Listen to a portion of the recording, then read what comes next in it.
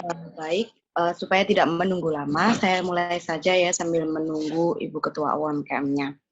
Assalamualaikum warahmatullahi wabarakatuh. Selamat siang untuk Bapak dan Ibu serta teman-teman semuanya. Yang terhormat Bapak Camat, Bapak Dewanto, yang saya hormati Ibu tim dari PKK Kelurahan Nyamplungan, yang saya hormati Ibu Ketua UMKM, serta Bapak Taufik sebagai DPL KKN 40, serta teman-teman yang berbahagia. Alhamdulillah di siang hari ini kita dapat bertemu kembali meskipun dalam keterbatasan.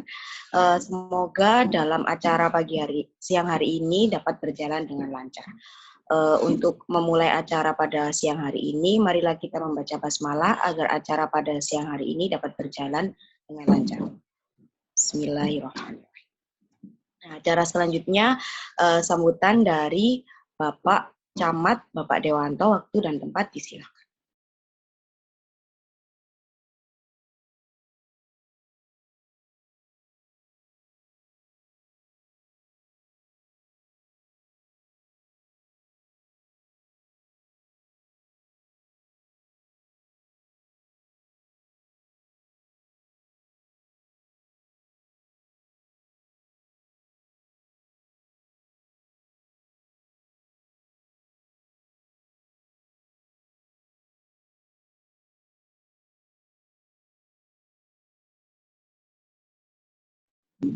Kalau Bapak Dewanto nggak ada, mungkin bisa diwakili oleh Pak Eko untuk sambutannya.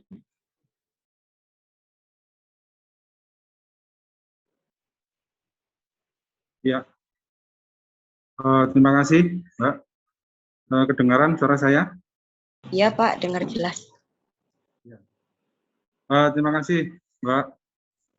Adik-adik KKN untuk divisi kewirausahaan ya, KKN, yang hari ini ada kegiatan edukasi ya terkait dengan masalah UMKM. Pertama-tama saya mengucapkan terima kasih atas kehadiran adik-adik KKN di Kelurahan Nyamplungan, terutama untuk divisi kewirausahaan, karena di Nyamplungan ini ada beberapa UKM yang sebetulnya sangat berpotensi sekali untuk bisa dikembangkan menjadi lebih besar. Nah, mungkin masih banyak kendala-kendala teknis, dalam hal ini adalah teknik pemasaran, teknik tampilan, dan teknik penyajian yang mungkin masih butuh pembinaan lebih lanjut. Kami harapkan nanti adik-adik KKN bisa memberikan tambahan ilmu kepada UMKM di Kelurahan Nyamplungan untuk bisa menampilkan hasil UKM yang terbaik untuk Kelurahan Nyamplungan. Di samping itu, di era digital seperti sekarang ini, memang perlu juga pemasaran UMKM itu melalui online ya, melalui online shop gitu ya, sehingga bisa dikenal tidak di wilayah Nyamplungan saja, tetapi bisa keluar sampai batas ya di media online shop. Saya harapkan juga nanti bisa dibimbing atau diarahkan atau diajari gimana caranya UMKM di Kelurahan Nyamplungan itu bisa hadir di online shop yang sudah ada ya, seperti kayak Shopee atau Tokopedia atau yang lain-lainnya, sehingga bisa memberikan ruangan pemasaran kepada UMKM ini untuk bisa lebih berkembang. Karena apapun juga UMKM sebagus apapun produknya, packagingnya, kalau pemasarannya juga nggak bagus, akhirnya produk ini nggak terbeli dan nggak bisa berkembang. Jadi kunci utama adalah di pemasaran, di samping penampilan dan rasa ataupun harga atau bentuk atau modelnya. Ya. Saya harapkan adik-adik ini yang sudah paham terkait dengan media informasi digital untuk bisa membantu UKM-UKM di Kelurahan Nyamplungan untuk bisa dimasukkan di dalam online shop. Gitu ya. Itu harapan kami di Kelurahan Nyamblungan, saya sebagai Lurah Nyamblungan berharap banyak UKM yang berkembang akibat dari kedatangan adik-adik KKN di Kelurahan Nyamblungan. Demikian harapan kami. Mungkin di dalam penyambutan kami ada yang kurang berkenan, kami mohon maaf. Assalamualaikum warahmatullahi wabarakatuh. Waalaikumsalam warahmatullahi wabarakatuh. Terima kasih Pak Eko. Semoga harapan Pak Eko dan masyarakat Kelurahan Nyamblungan bisa tercapai sedikit demi sedikit dengan kedatangan kami ya Pak. Nah selanjutnya sebut dari Ketua Divisi dari Kewirausahaan untuk Mas Irfandi, waktu dan tempat disilahkan. Selamat pagi, Bapak Adikku yang saya hormati dan teman-teman KKN yang saya cintai. Perkenalkan, nama saya Irfandi Febrianto, saya koordinator Divisi KWU. Terima kasih atas kehadiran Bapak atau Ibu untuk menyempatkan waktu untuk sharing diskus dengan tema meningkatkan produktivitas UMKM dan perluasan di era digital dan meningkatkan daya saing penjualan. Sekian sambutan dari saya, semoga nanti edukasi KWU bermanfaat untuk Bapak atau Ibu UKM. Terima kasih.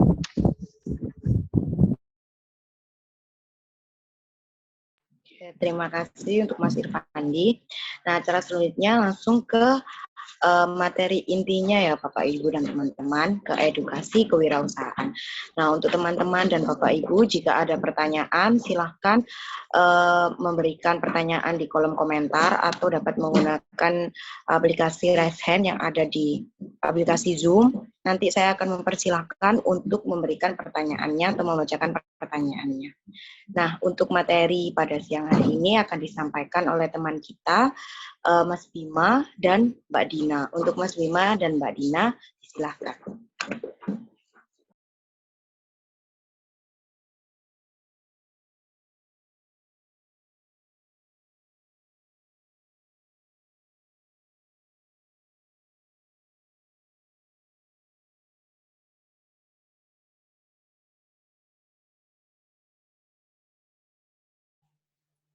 Selamat siang semuanya. Perkenalkan, nama saya Bima Sakti Anggara Putra, jurusan akuntansi dari anggota Divisi Kewirausahaan. Di sini saya ingin menjelaskan sedikit mengenai definisi UMKM terlebih dahulu. Bisa di next. Selanjutnya. Di sini saya akan menjelaskan definisi UMKM terlebih dahulu. Kepanjangan UMKM atau singkatan UMKM, yang usaha mikro kecil dan menengah. UMKM artinya sebagai bisnis yang dijalankan individu, rumah tangga atau badan usaha yang berukuran kecil.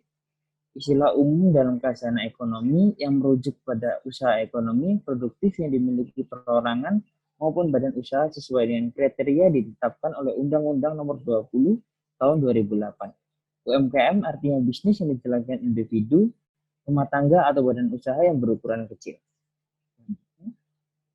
Ya, ini adalah UMKM yang ada di Kelurahan Nyamblungan. Yang pertama ada UKM Indika Food yang menjual kering tempe.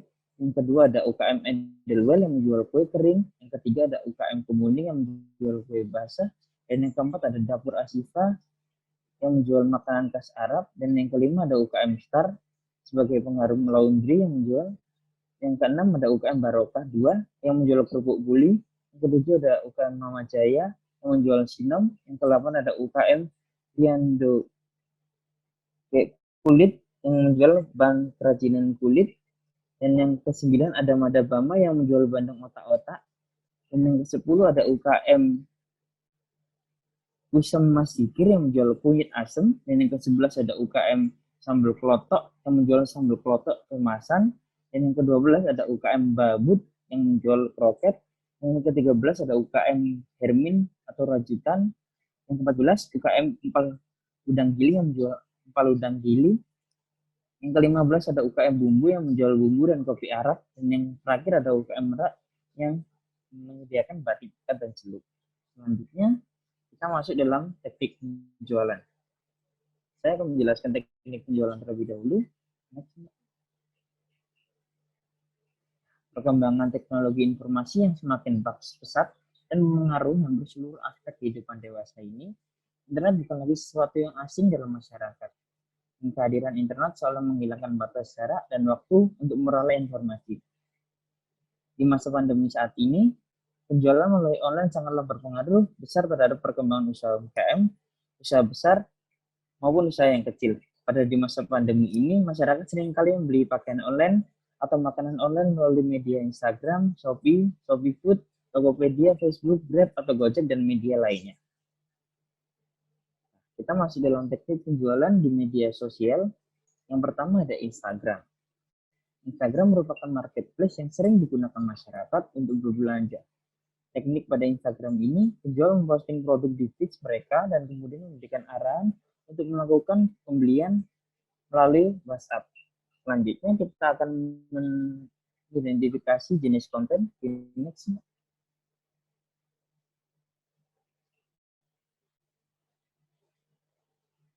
Yang ini ada konten pernyataan, yang kedua ada konten tren, dan yang ketiga ada konten giveaway.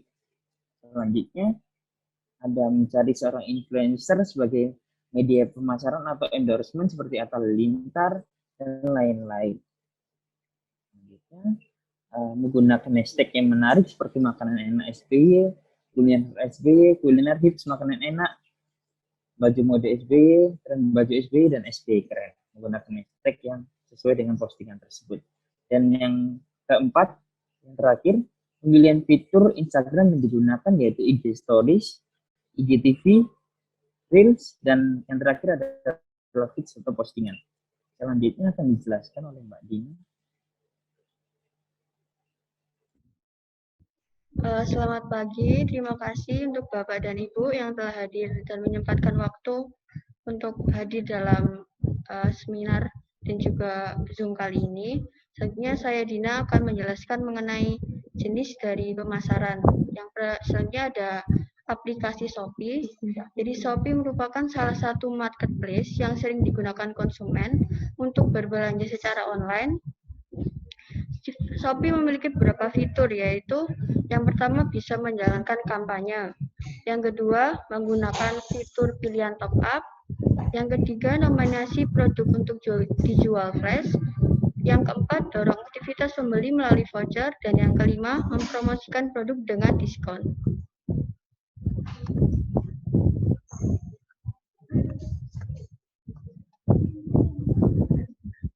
Seperti dilihat pada gambar, pada bagian kiri atas merupakan contoh dari menjalankan kampanye. Jadi penjual bisa melakukan kampanye pada aplikasi Shopee. Bawahnya ada menggunakan fitur pilihan top up. Selanjutnya ada nominasi produk penjualan flash. Yang keempat, dorongan pembelian melalui voucher. Yang kelima, promosi produk dengan diskon. Selanjutnya ada marketplace Tokopedia. Selain Shopee, Tokopedia merupakan marketplace asli dari Indonesia yang menjadi favorit konsumen untuk berbelanja. Jadi berikut ini merupakan teknik penjualan yang bisa digunakan pada aplikasi Tokopedia. Yang pertama ada membuat identitas seller yang jelas. Jadi dengan membuat identitas seller yang jelas, Bapak atau Ibu bisa meyakinkan para pembeli untuk membeli produk pada toko yang Bapak Ibu jual. Yang kedua ada membuat catatan toko.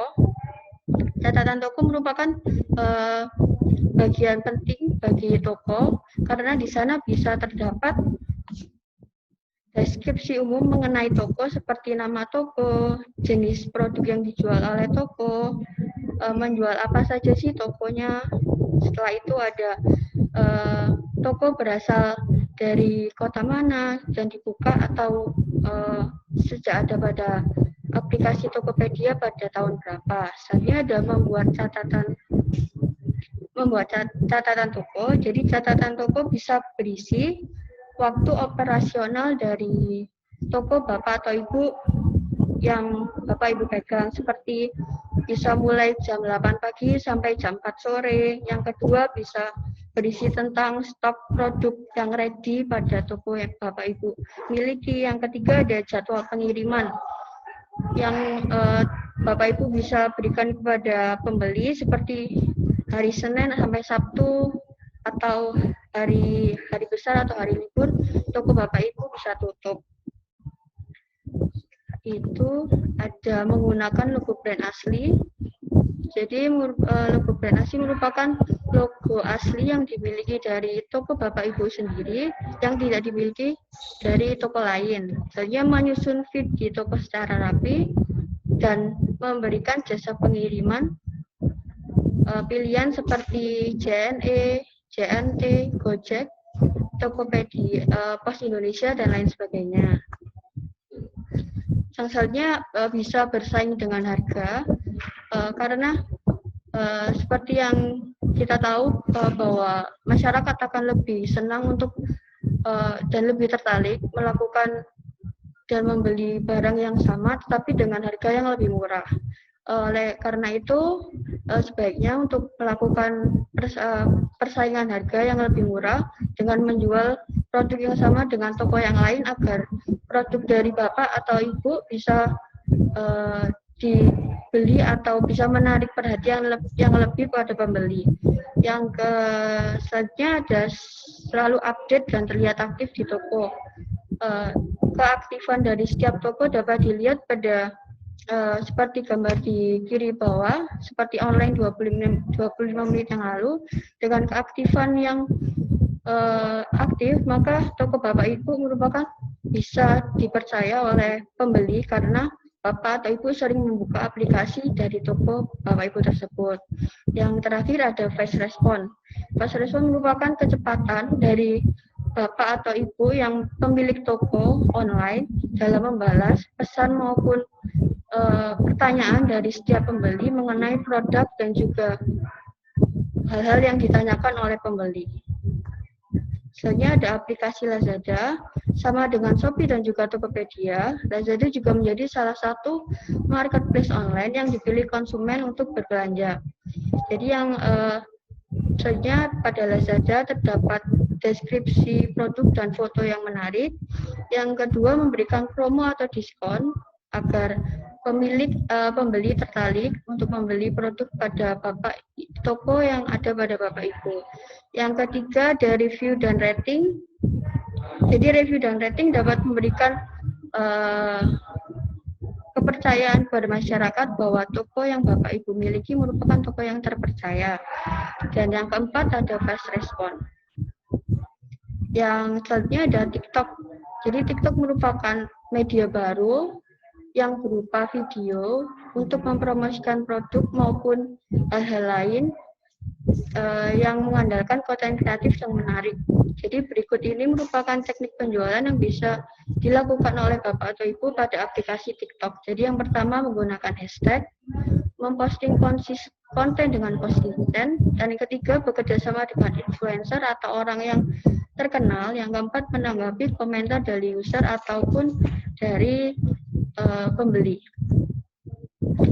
Berikut merupakan contoh dari menggunakan hashtag. Di sebelah kiri atas seperti small business, hashtag pin number, hashtag FYP Indonesia. Yang selanjutnya ada bekerja sama dengan influencer. Influencer ini bisa disebut dengan orang yang terkenal atau memiliki banyak pengikut pada media sosialnya seperti Instagram, Facebook, dan lain sebagainya. Dengan bekerja dengan influencer, maka produk Bapak atau Ibu bisa lebih dikenal dengan masyarakat luas. Setelah itu ada menanggapi komentar dari user maupun pembeli. Selanjutnya bisa dilanjutkan oleh rekan saya, Bima Sakti. Terima kasih Mbak Dina atas penjelasannya. Sebelum kita masuk ke dalam sosial media, mungkin di sini ada pertanyaan dari Bapak Ibu atau dari rekan-rekan kami. Silakan jika mau bertanya, kita akan membuka sesi yang pertama.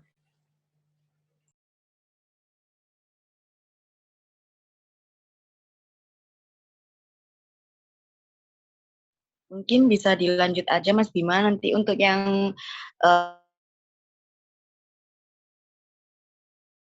mau bertanya sama Bapak.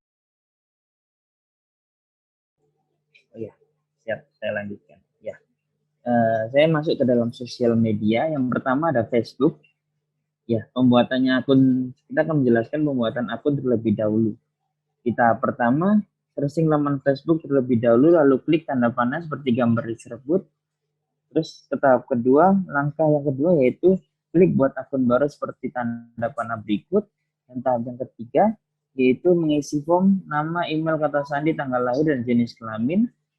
Selanjutnya di tahap yang keempat, menerima kode OTP melalui alamat email yang Anda gunakan, lalu dan akan lanjutkan. Next. Nah, di tahap yang kelima, Facebook siap digunakan seperti gambar tersebut dan tampilannya seperti yang di tahap ke-6. Selanjutnya, saya akan menjelaskan Instagram juga, cara membuat Instagram tersebut. Next.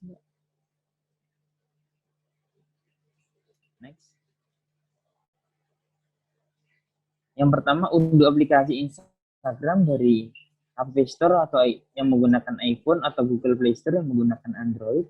Dan yang kedua, setelah aplikasi terinstall, ketuk untuk membukanya. Dan yang ketiga, daftar dengan email atau nomor telepon yang melalui Android atau buat akun baru yang melalui iPhone. Kalau memasukkan alamat email atau nomor telepon yang akan memerlukan konfirmasi atau mendapatkan kode OTP tersebut.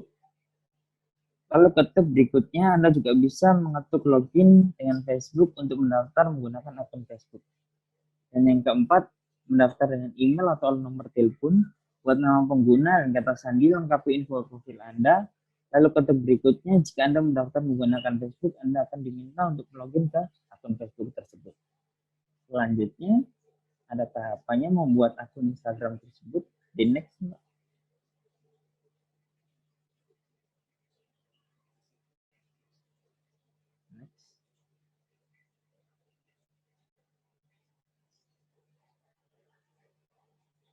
Bisa di next, Mbak. Ya, di tahap pertama dulu. Di tahap pertama, kita masuk dalam tampilan awal pada Instagram.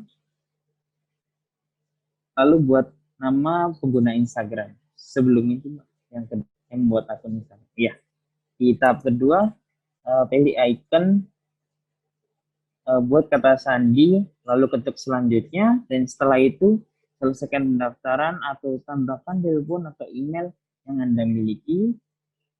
Lalu ketik selesaikan pendaftaran atau tambahkan nomor telepon. Dan yang keempat, kemudian muncul pendaftar. Dan tahap yang kelima, di next, akan ada pilihan ikuti teman dan lewati. Jika Anda pilih lewati, maka ada tambahkan foto profil yang Anda inginkan di bagian pojok kiri atas yang Anda inginkan. Lalu di gambar yang terakhir, Instagram siap digunakan. Lalu masuk ke dalam meningkatkan pangsa pasar media sosial Instagram. Slide selanjutnya, ya. Yang pertama, menyelaraskan warna pada feeds atau postingan Instagram, baik warna produk maupun warna foto. Dan yang kedua, menyelaraskan jenis produk yang dijual pada tiap feeds. Dan yang ketiga, menggunakan template yang menarik di setiap feeds Instagram atau postingan Instagram. Dan yang keempat, menggunakan latar belakang sama setiap foto. Dan yang kelima, ada menggunakan grid, yaitu mendesain sebuah gambar yang kemudian dipotong-potong menjadi beberapa postingan atau beberapa feeds. Dan yang keenam, follow calon konsumen di pasar yang sama. Dan yang ketujuh, ada berinteraksi kepada konsumen seperti mengadakan mini quiz, giveaway, lalu membalas komentar yang ada di feeds Instagram dengan baik. Lalu yang ke-8, membuat promo harga pada hari-hari tertentu seperti hari pahlawan, hari 17 Agustus, dan hari-hari besar lainnya. Dan yang ke-9, membuat hashtag sebanyak mungkin sesuai dengan pangsa pasar yang telah disediakan. Dan yang terakhir, berkolaborasi dengan influencer seperti endorsement yang saya jelaskan sebelum itu tadi. Selanjutnya akan dijelaskan rekan saya, Mbak Dina. Silakan. Nah, Mas Bima sama Mbak Dina ini sudah ada beberapa pertanyaan. Salah satunya ada dari Ketua Tim PKK. Ini bisa langsung saya bacakan aja ya. Pertanyaannya, bagaimana sih cara menyiasati ketersediaan stok barang apabila terjadi lonjakan permintaan dari pembeli? Mungkin dari Mas Bima atau Mbak Dina bisa menjawab.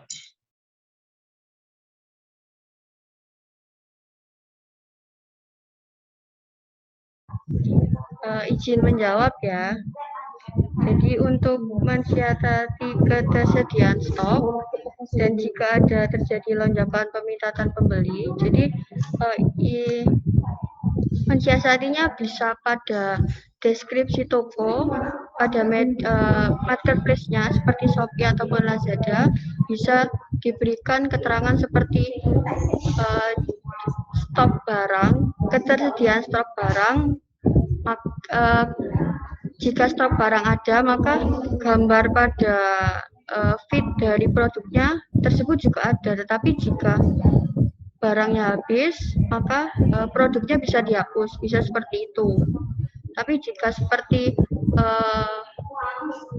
maka barang-barang ataupun yang bisa jangka lama,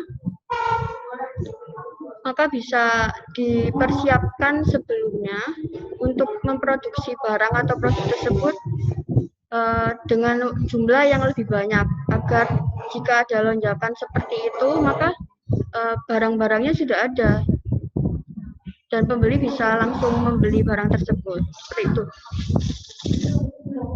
Seperti itu Mbak Eka, bisa memberikan deskripsi pada tokonya bahwa ketersediaan stok itu dapat dilihat dari gambar dari produknya di marketplace-nya. Jika nggak ada, maka berarti produk tersebut habis, seperti itu.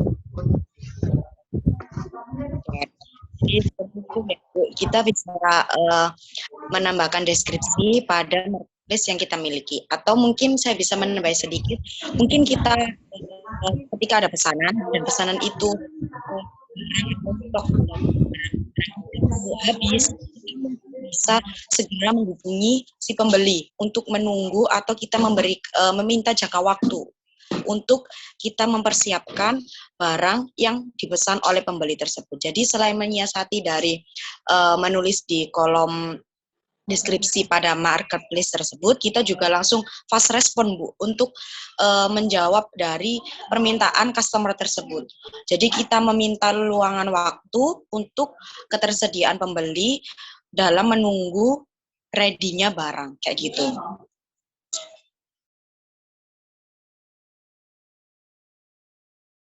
Ini juga ada nih dari Ibu Kim Nyamplungan. Maaf Dek, Kepala Giasi UMKM di wilayah Nyamplungan kebanyakan beliau beliau gaptek. Jadi permasalahannya beliau akan memulai membuat penjualan online itu tidak bisa. Kalau mungkin adik-adik bisa mengajarkan atau mempraktekkan kepada salah satu UMKM untuk membuat penjualan online tersebut. Gimana Mbak Dina sama Mas Bima? Apa nanti juga diberikan edukasi mengenai atau memberikan contoh membuat langsung e-market kepada Bapak dan Ibu di Kelurahan Nyamplungan? Untuk e-marketnya, kami sudah membuatkan beberapa e-market untuk beberapa UMKM di Nyamplungan, seperti ada Instagram sudah ada. Terus untuk yang lainnya, mungkin kita akan memberikan arahan dan juga pengajaran kepada Bapak atau Ibu pada salah satu UMKM untuk marketplace lain seperti Shopee, Lazada, maupun Tokopedia, karena untuk pendaftaran dari aplikasi tersebut harus memiliki satu email pada setiap satu handphone. Jadi tidak bisa email pada handphone lain, jadi harus pada handphone Bapak atau Ibu yang UMKM miliki, seperti itu. Nanti kita akan melakukan arahan juga, memberikan pengarahan bagaimana setiap tahapan-tahapan untuk membuat dari marketplace online tersebut. Seperti itu Mbak Eka. Oke, jadi gitu ya Bu. Dan kami sudah membuatkan IG dari UMKM Bandeng dan UMKM Batik Celup, karena yang kita up sekarang 2 UMKM tersebut. Nah, tapi untuk UMKM yang lainnya mungkin nanti kita meminta Bu Eni selaku Ketua UMKM untuk membina dari informasi atau materi yang kita sampaikan pada siang hari ini kepada UMKM yang lainnya. Dan nanti kita dari kelompok KKN 40 juga akan membina Bapak dan Ibu UMKM untuk mengembangkan usaha, terutama untuk mengembangkan pemasarannya di e-market. Seperti itu, Bu. Mungkin bisa dilanjut.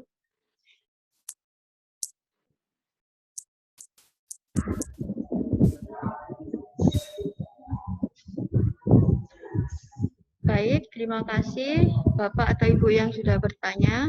Selanjutnya saya akan menjelaskan mengenai aplikasi Shopee.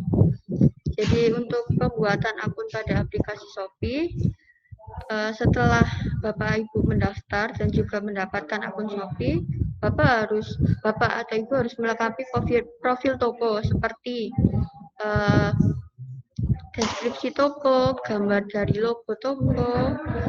Bisa dilakukan dengan cara-cara berikut seperti membuka aplikasi Shopee, kemudian nanti pilih saya seperti gambar seperti ini pada tahap pertama. Pada tampilan awal saat membuka aplikasi Shopee, pilih icon saya. Jadi letaknya ada di bawah sebelah kanan. Bapak Ibu bisa pencet itu. Terus kemudian tahap keduanya, pilih icon toko saya pada bagian pojok kiri atas layar. Kemudian pada tahap 3 bisa klik icon toko saya, kemudian pilih produk saya seperti pada gambar di atas, dan yang selanjutnya ada tahap keempat, klik tambah produk pada bagian bawah untuk menambahkan produk dari Bapak atau Ibu. Ini contoh dari tahap kelima setelah Bapak atau Ibu menambahkan produk-produk yang ingin Bapak atau Ibu jual. Seperti ini akan terlihatnya. Dan tahap ke-6 ini merupakan bagian-bagian penting yang harus Bapak Ibu masukkan dan isi untuk melengkapi kelengkapan dari setiap produk yang ada, seperti nama produknya, misal bandeng, otak-otak bandeng, terus deskripsi produk, misal ketahanan dari bandengnya berapa lama, dan lain sebagainya. Bintang merah merupakan wajib bagi Bapak Ibu untuk isi. Selanjutnya bisa dilanjutkan oleh rekan saya, Wira. 5.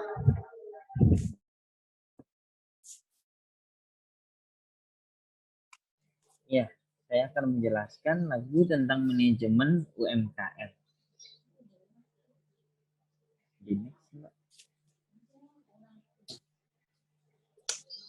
Ya, ini ada Mary Parker Follett, yaitu menurut Mary Parker Follett, pengertian manajemen adalah sebuah seni dalam menyelesaikan pekerjaan melalui orang lain. Dengan kata lain, seorang manajer bertugas mengatur dan mengarahkan orang lain untuk mencapai tujuan sebuah organisasi.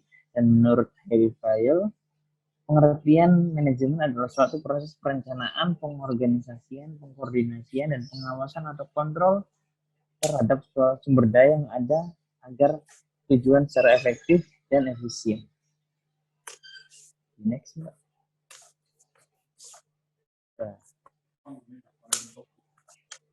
Di slide selanjutnya ada fungsi manajemen pada sebuah bisnis atau dalam sebuah bisnis. Yang pertama ada perencanaan atau planning.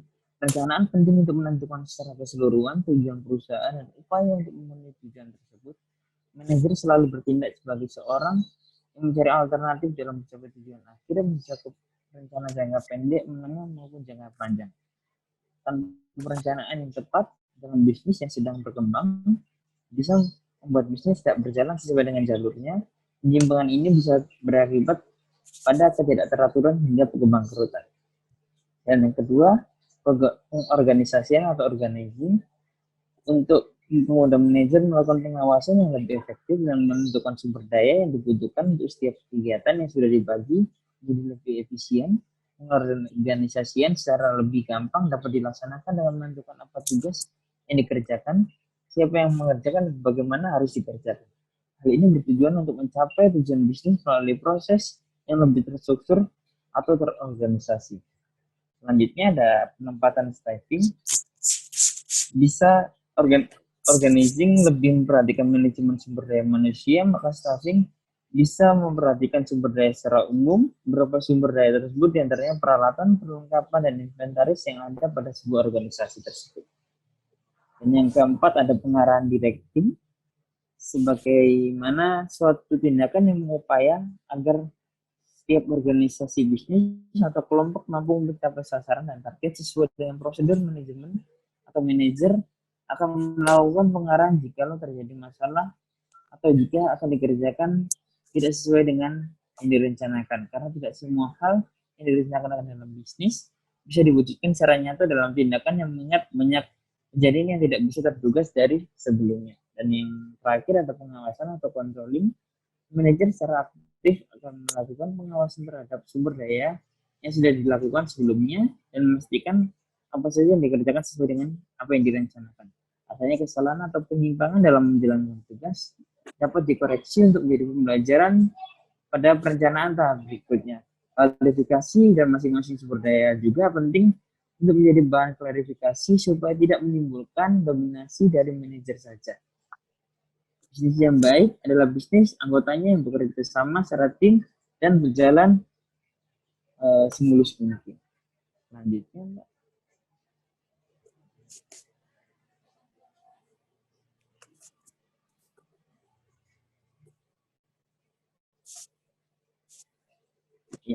Selanjutnya, beberapa hal yang harus terpenuhi untuk melakukan pengawasan. Yang pertama ada jalur atau routing.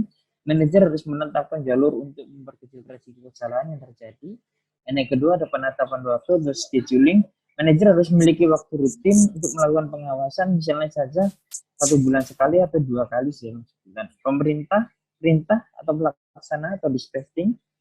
Manajer memiliki sikap atau untuk mendorong dan memerintah agar setiap sumber daya menyelesaikan pekerjaan sesuai dengan waktu yang ditentukan.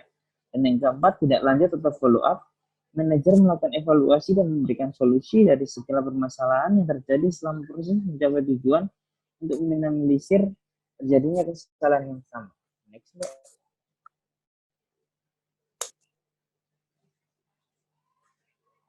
Selanjutnya kita masuk juga dalam legalitas dalam UMKM. Definisi dari legalitas UMKM tersebut adalah suatu hal yang sesuai dengan peraturan perundang-undangan atau hukum menurut Kamus Besar Bahasa Indonesia atau KBBI.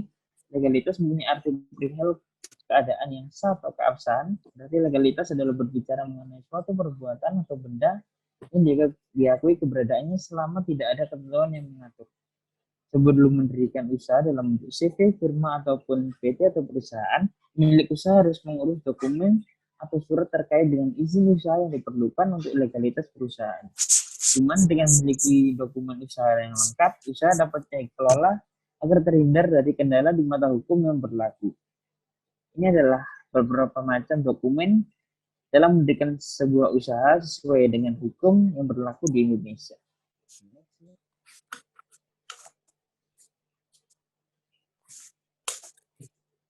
Ini ada surat izin perlengkapan usaha. Yang pertama ada surat keterangan domisili usaha atau SKDU. Yang kedua ada nomor pokok wajib pajak yaitu NPWP.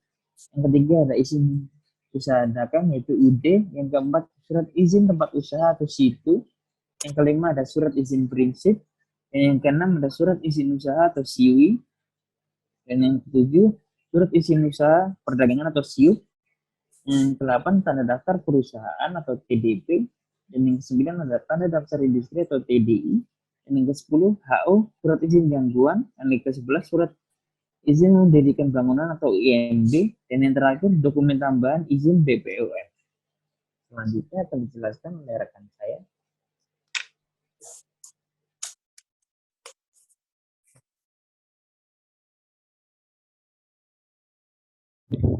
Selanjutnya, ini ada inovasi kemasan, update kemasan dari kami untuk dua UMKM pada Kelurahan Nyamplungan. Jadi yang pertama, ini ada otak-otak bandeng. Jadi kenapa kami menggunakan warna merah atau kuning?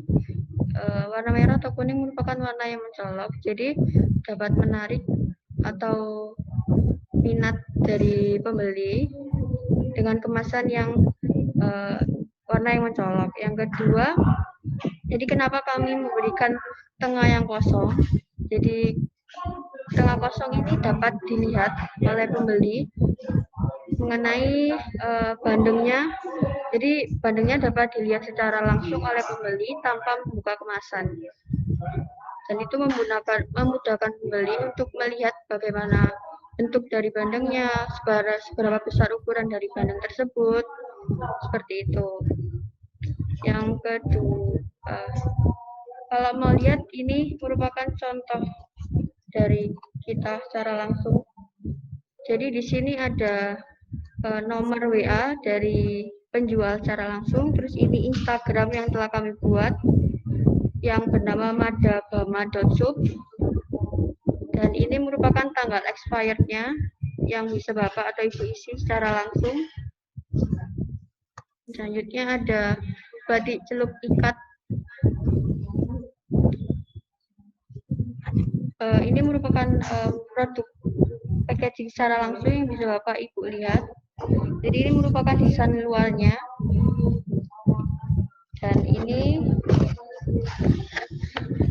desain dalamnya yang ada kata-kata untuk pembeli sebagai apresiasi bahwa pembeli merupakan telah membeli batik dari UMKM Meraksuf dengan kualitas yang baik dan hasil yang beda dengan ciri khas dari produk dari UMKM Meraksuf.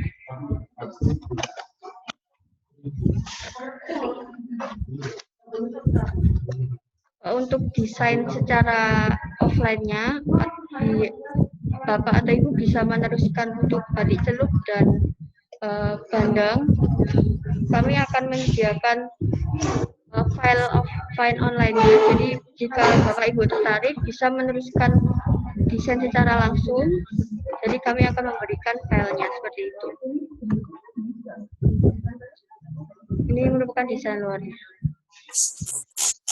Seperti ini. Terima kasih. Kembali ke Mbak Eka.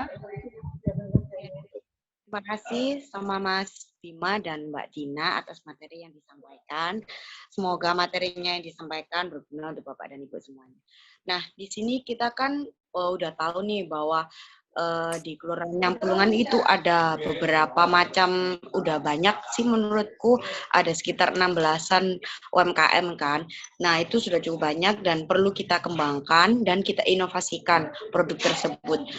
Entah itu pemasarannya atau produknya atau kemasan dari produknya untuk dikembangkan untuk lebih baik lagi untuk meningkatkan penjualan para UMKM.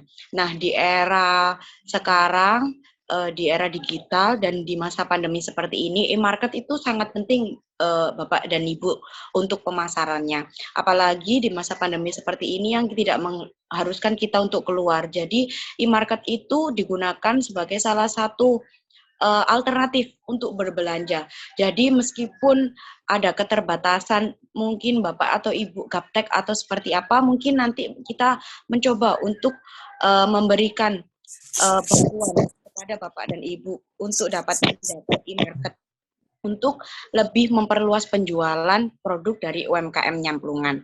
Nah, dari materi yang disampaikan tadi seperti ada e-market, sosmed, manajemen bisnis, dan legalitas. Dan kita juga nanti akan memberikan bantuan mendaftarkan legalitas dari kedua produk UMKM tersebut, Otata Bandeng dan batik celup, untuk mendaftarkan legalitasnya. Seperti itu Bapak dan Ibu. Mungkin dari Bapak dan Ibu atau teman-teman ada pertanyaan lagi, silahkan.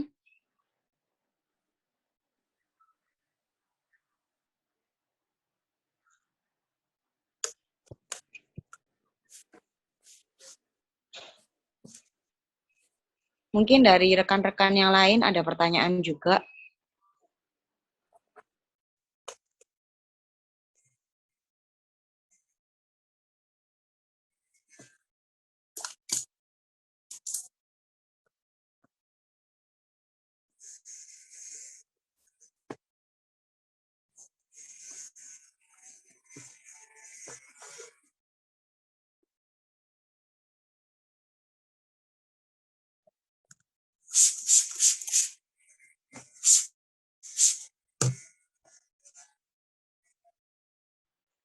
untuk desain produk dan legalitasnya mungkin nanti kita juga minta bantuan dari ketua UMKM-nya untuk membantu karena kita juga memerlukan data-data seperti KTP, email untuk mendaftarkan di e-commerce dan di legalitasnya. Jadi kita mohon ketersediaan Bapak dan Ibu untuk membantu kita juga untuk memperlancar kegiatan KKN kali ini. Tuh. Kalau memang dirasa acara ini sudah cukup dan tidak ada pertanyaan, saya tutup acara pada siang hari ini. Mohon maaf sebelumnya apabila saya ada salah kata atau perbuatan. Terima kasih atas partisipasinya. Semoga ilmu yang kita dapat pada siang hari ini dapat bermanfaat bagi Bapak dan Ibu serta rekan-rekan semuanya. Untuk menutup, wassalamualaikum warahmatullahi wabarakatuh.